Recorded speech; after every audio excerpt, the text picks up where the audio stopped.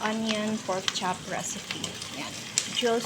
Juicy pork chop with onion.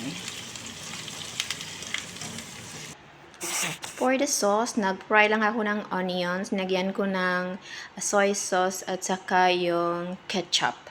Tsaka water. So yan, hinalo-halo ko lang hanggang maganyan siya. And yan, nilagyan ko na ng sauce yung pork chop ko. So yun. Lagay ko yung red bell pepper. Nilagay ko na rin yung spring onion. Yan. Para maganda yung color.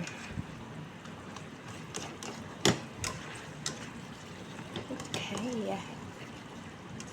Another bagong recipe na naman to.